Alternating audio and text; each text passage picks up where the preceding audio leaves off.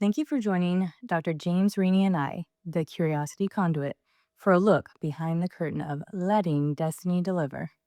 With 47 years of experience as a practicing psychotherapist, Dr. Rini brings profound insight into the dimensions of consciousness. I bring my own lens as a retired law enforcement officer, now immersed in the study of psychology. Together, we invite you into a dialogue where destiny meets awareness and curiosity leads the way.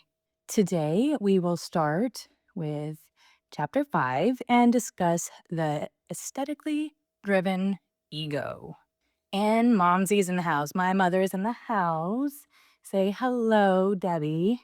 Okay, now we're going to move on. This conversation may lead to feelings of inspiration and curiosity, and it could also create some inner movement. That's all welcome. Life will reveal your destiny through all opportunities you keep yourself available for. So allow yourself to stay open and let's see what destiny delivers. So before we go into chapter 5, I want to quickly sum up the 10 pathways. I have broken them up just like we did along the way into 3 different sections. So the first 3 are under awareness, the awareness of the self, conscious and unconscious minds, and purpose and meaning. Then we move on to the next 3 for avoidance. We have passive information processing, self sabotage, and limiting mindsets and beliefs. And the last 4 are under action. We have repetition, counteract self doubt and fear, give and earn love and respect, and balancing opposing forces. As we move through today's episode, we're going to kind of iterate some of those. According to Fritz Perls, the ego is aesthetically driven. It uses aesthetic value to determine the acceptability of information. In other words, if the information is pleasing, the ego will want to own it. So when we're looking at all this, what does that mean to you? Well, okay, we have the ego, which is the ruler of the conscious mind, and we have the self, which is in charge of the unconscious mind or the ruler of the unconscious. Most people are ego driven. They're ego driven whether they see themselves as more than they are or if they see themselves as less than they are. A lot of people go, yeah, I don't want to be egotistical because I don't want to have a big head and all that stuff. But if you put yourself down, that's being egotistical too, because it's the ego that's choosing to treat yourself that way. What's the most common thing that you hear clients come in here saying about themselves in that direction that you were talking about with regards to the ego? Well, the most common, because I hear lots of things, is usually with relationship and females, and they always get in bad relationships. And they think they have a magnet that attracts these people to them, like somehow they're responsible. So that's probably the most common mindset I hear that people bring in. Oh, and really the case is there's just a lot of people out there that are trouble looking to happen. So as I like to say to people, it's hard to go through life and not have at least one bad relationship because you don't know that they're out there until you have one. And then when you have one, it's like, okay, I'm going to be a little more careful. Hopefully. I mean, some people, but there's just a lot of bad people out there. And by bad, I mean that are going to be toxic in relationships. So it isn't that we attract them. If you're special, you're going to attract all kinds of people. You're not just going to attract good people, you're going to attract bad people too. So the other thing that quote says for Pearls is I like to say the ego is the immune system of the mind. Just like we have an immune system of the body, right? And what the body does, it rejects foreign protein. And that's how it protects us from, invasion, we would say. But here's an example, people need a heart transplant, but the heart is a foreign protein. So what's the body going to do? Reject it because it's foreign. But yet the body needs it to survive. So what they do is give you immune suppressants so that your body isn't able to reject the heart. So in a way, by the ego being aesthetically driven, what that means is I only want to hear what I want to hear. I don't want to hear what I don't want to hear. So the immune system of the ego rejects foreign ideas, even though those ideas may be necessary for their health and well-being. Which ties right into this next quote. The ego can block unwanted but necessary information only for so long. Sooner or later, it will have to deal with denied, disowned, or repressed material. If for no other reason, it will have to deal with these parts of the self because the resentments, insecurities, jealousies, unmet needs, and unwanted thoughts will sooner or later become intrusive, intolerable, or lead to self destructive behavior. This has got to resonate with a lot of people who listen. This has resonated with me and memories of my past. All the listed behaviors are from the ego blocking necessary but unwanted information. Is that correct? Yeah, because that's basically the ego's job. Okay. It's the information police, you see, but it has to be able to discern good from bad information. And the other thing it has to do, though, which it's not good at, it then has to come up with an interpretation of the behavior. Why is a question that people always ask. And it's not good at interpretations either. Like, for example, some people always blame themselves. Some people always blame other people, okay, or things. Neither of which are good. You want a blending of the two, being able to discern when it's you and when it's not you. But some people just have the tendency to blame themselves or blame others. And in that way, then the ego is not really dealing with accurate information. Like back in the day, cars would have side view mirrors, but it would say on there, objects appear close further than they are, because that little bit of distortion can make the difference between you having an accident and not having an accident. So imagine if the ego distorts behavior, how many blind spots are you going to, crash into because there's something there, or not see because you're not looking in your blind spots. A ton. Right. All the time, and Right. this is where everybody gets into, and so where I wanna tie this into the pathways, I see this as, like, a behavior under avoidance for self-sabotage. So being able to go into that section and really see how we expanded on that. Now I've simplified it as self-sabotage, but this is a behavior to avoid, correct? Right. The tricky part, though, is the ego can convince you of anything. Okay. And we need the Yeah, too. but we need it to work right. So it can be convinced of anything. And unfortunately, in this day and age, in our technologies and all the research that's been done, the information technologies is media has gotten very good at manipulating people's egos, because in manipulating it, they're able to monetize it. That's why information is so powerful. Google's free and Facebook is free. It is, but they get a lot of information on you. And that information is powerful because then they can use it against you or for you. But the ego doesn't know that that's happening. Which also ties into the passive information processing, Exactly. Very the good. fourth pathway under avoidance. Right. If you're too passive, then you are not doing critical thinking, to put it simply. You're not in any way looking at the information to reality test it and check its validity. And again, people want to hear what they want to hear. They don't want to hear the things they don't want to hear. And that's an ego problem. Some people, I think, listen to other information, like I have people and they say, yeah, I listen to all the different news channels. They may do that, but that doesn't mean they look at the other news channels and accept that information. They may look at those other news channels, oh, I see. There's the fake news or all that. They apply the concepts and then they put it on that. So to really have an open mind, then an open ego, is being non-judgmental in a sense, being empathetic. Those are the things that help the ego be open to new information. Like, one of the things that's a blessing with the job I do is I listen to so much information from people in such vast quantities that I see patterns. And because I've seen and heard so much, it has allowed my ego to be so wide open. The bandwidth of my ego is huge, because I mean, that's part of my job. I have to be that way. But I am that way anyway. But I've learned so many mindsets, so many ways that people think, so many ways that people's egos function, and that's why I wrote the book and we were having these dialogues and what have you. But the main thing about that is energy has to express itself. So take Bob Marley, for example. He played soccer. His toe was injured, but he thought it was a injury due to soccer. It was cancer.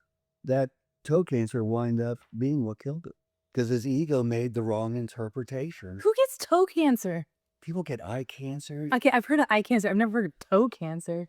He had toe cancer, but see, his ego interpreted as, and I think he even went to a doctor or something, but dismissed the information. I believe you, but I'm gonna have to verify it later. Well, then you don't believe me if you actually. Okay, maybe not 100%. Maybe like 90%.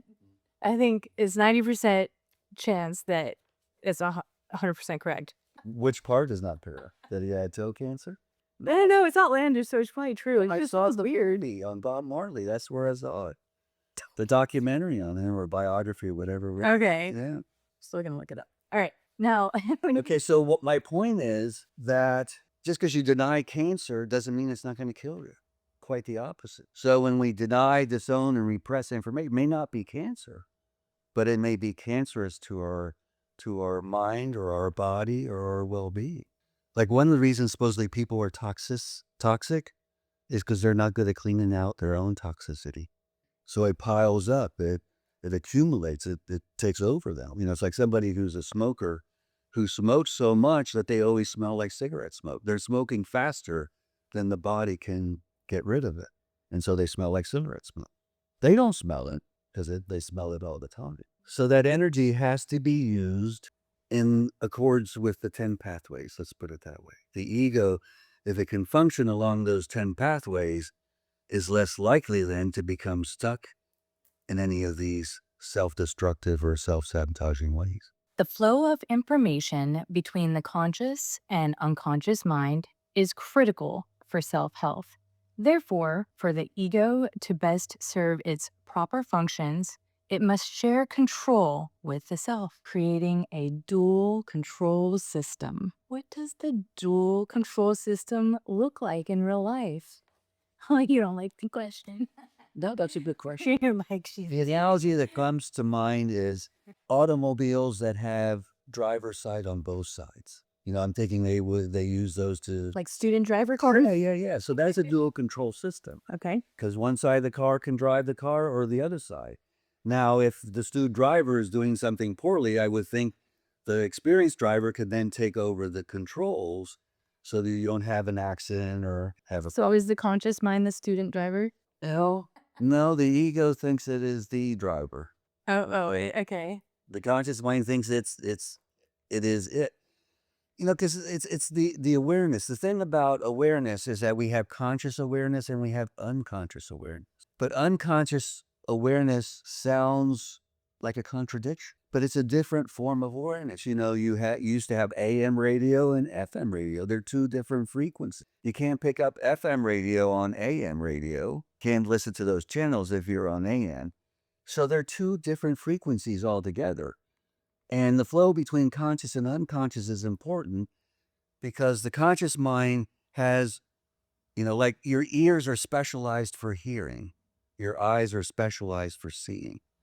The conscious mind is specialized for certain functions like being logical, linear, rational, verbal. The unconscious is specialized for being nonlinear, nonverbal, emotional, irrational. See, those two opposing forces make a whole. But one of the things that's different between the unconscious and conscious, the conscious mind can't see the forest for the trees because it's focusing on analyzing in parts, where the unconscious doesn't focus on parts, it sees the whole forest, it sees the totality. So it's nice to have two points of view. So that's why we could do things unconsciously. Like throughout my professional career, I've always been interested in the unconscious, you know, but I didn't know that. It's only as I look back, all the things I chose to learn taught me about the unconscious, but I was unconscious of that.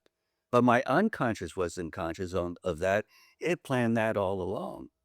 But it's only till I got to the end that I realized, oh, you were ensuring, you know, you led me to those things. I didn't know that at the time because I didn't know that some of the things I were learned, like Gestalt therapy, is really a lot about the unconscious. Like the theorists like Fritz Perls that I was interested in were talking about the unconscious. Now, Fritz Perls never mentions the word the unconscious, but his therapy is all about the unconscious.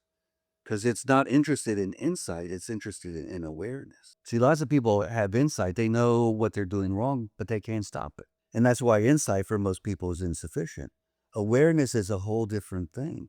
Awareness is like, I am in control of the moment because I am in the moment. Oh, that's good.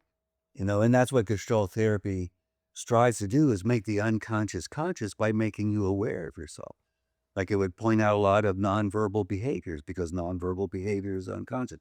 But my point is, I didn't know at the time that it wasn't sold as a theory that helps you learn how to work with the unconscious. But as I look back and understand the unconscious now, I understand, yeah, that theory was all about the unconscious. And it's interesting because a lot of the professors and students, the theorists that taught the unconscious, they wouldn't teach much about them because I don't think they understood them. The theories and practitioners they would teach were all the ones that did therapy only at a conscious level. But okay, so tying this back in, this ties into the second pathway of the awareness of conscious and unconscious minds. Is that correct? Yes. Okay. And what I've tried to do in this, because it's hard to be aware of something that's imperceptible. Mm-hmm. Okay, so I've tried to make it perceptible by the ways that I've learned that these are the ways the unconscious works, Great. through nonverbal behavior, for example, or by punning, because people always go, no pun intended. Yeah, because you did it unconsciously, not intentionally through your conscious mind. And then I take what you think is perceptible and try to make that even more perceptible. Yeah.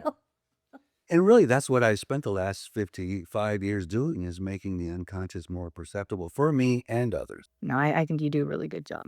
Okay. So let me add another piece here. I say it's that this flow of information between the two minds is critical, if not essential, for self-help. Because otherwise, one hand doesn't know what the other hand is doing. It's like dancing with two left feet. I don't think a lot of people are going to want to dance with you. I might want to watch though. It's funny to watch people fall down, right? Oh, I don't want to see anybody fall. I know, but people do. But dance bunny, it would be good. So no, it's essential for self-help. If those two are not communicating, I mean, who doesn't want an audio-visual experience, right? We don't not want to hear or not want to see. I mean, movies started out as, they didn't have audio. They were just the visual. But then came the audio, because we want that audio-visual experience. So you want to be able to experience both conscious and unconscious awareness. Like when I do therapy a lot of times and I listen to clients, I hear their unconscious awareness. They don't hear it because it's unconscious. And then I repeat it back to them, and now it becomes conscious. And they go, oh, yeah, I was saying that, or. Or I was thinking that. So, yes, that ability to become aware and be able to discern what's conscious from unconscious is tricky, you see, because we're not taught how to do that. So that awareness between the two and allowing them to flow. And when it flows, it becomes this superpower. It is, and the thing about athletes, they like to be in the zone or the flow. And that's where their conscious mind is not in the way of their unconscious. It's facilitating what's going on unconsciously. And they're primarily functioning at an unconscious level rather than a conscious level. See, the conscious mind can lead and the unconscious follow, or the unconscious can lead and the conscious mind follow. And you want them to go back and forth like that because they have different expertise. Back to dual control system for a minute. They have to cooperate because they're, so I'm thinking of symbiotic twins where they share the same body. They have to cooperate with themselves. Otherwise, they don't get anywhere. If one wants to move this way, they get nowhere. And it's kind of the same thing. We have two people in one body. One's the ego and one's the self, which I know blows the conscious mind. Okay. To think that we're operating, that there's two people in us. It does, but this is where, and we're going to get onto this next, and the final quote, I personally started to devalue the ego. And I realized, and I want to bring attention to this, where it kind of brought it back into perspective how important the ego is. This one fact is that it's the thing that helps you discern the difference between fantasy and reality. Sure, it does that. Yeah. So I was like, oh, okay, it's back up there. You're valued again. Okay. Okay. If it's working properly, it is extremely helpful. Read the next one because I'll go right into what you're talking about. To be healthy, the ego needs to reflect on and process ideas in order to consider other viewpoints and determine how they fit, if at all.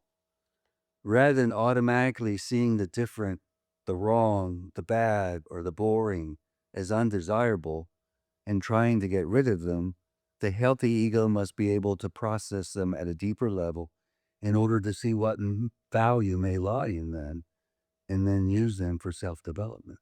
Yeah. So this is I know this is big and you read several sentences here, so you might need to like break it down a little bit. But overall, this is where I kind of place this under the 10th pathway, which is balancing opposing forces. And Excellent. Yeah. so, The cliche I would use to capture the essence of what that is saying is to make lemonade out of lemons. Okay. You be able to utilize other points of view. Okay. I may not buy it, the point of view, but it'll help me understand somebody else better. And understanding doesn't mean agreeing, but it is linkage. If that person feels understood, there's a linkage there.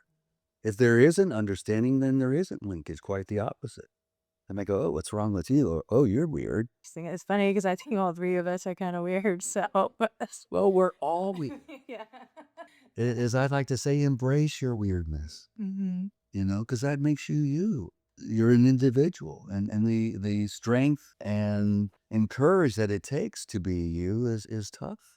It sounds simple, but it's not. That ego gets in there. I don't want to be boring. I don't want to be rejected. I don't want to be seen as stupid. I don't want to say something that embarrasses me. So the ego is all the time in there, stymieing behavior, or as Fritz Perls would say, constipating your gestalt. So I'm thinking, going back to avoiding limiting mindsets and beliefs. Okay. So I was thinking as you were saying that I would think a lot of people who are exposed to this would go, "Oh, that's just too much work, too much effort. I can't do that, or I can't learn that." Where I would say is quite the opposite. That it is inspiring, it is intriguing, it is fascinating, and you never get tired of it. It's like your favorite food. I mean, you can't get enough of it. But you have to you have to develop that beer taste. Like beer supposedly is an acquired taste. So this is kind of like the same thing. It's an acquired taste. Some people may like beer right off the bat, but for other people, it's an acquired taste. So this is like whiskey. Oh, I'll drink this a little bit more. Oh, it's not so bad. Oh, okay. Now it's starting to taste a little bit better. Yeah, okay. Well, and the more you drink, the better it tastes. Exactly. And that's what I mean. It's rough at first, but it does get better. But rather than impairing judgment like alcohol, it improves your judgment. Yes, it does. It enhances it. Yes. Thank you for joining Dr. Rini and I on this journey behind the curtain of letting destiny deliver. Join us next time as we will discuss the defensive ego. Oof. Remember to subscribe and like, and questions or comments are welcome below. Now ask yourself, what part of your life might destiny be trying to speak through right now? Keep exploring, stay curious, and remember, destiny isn't something you chase, it's something you allow. Until next time, be well.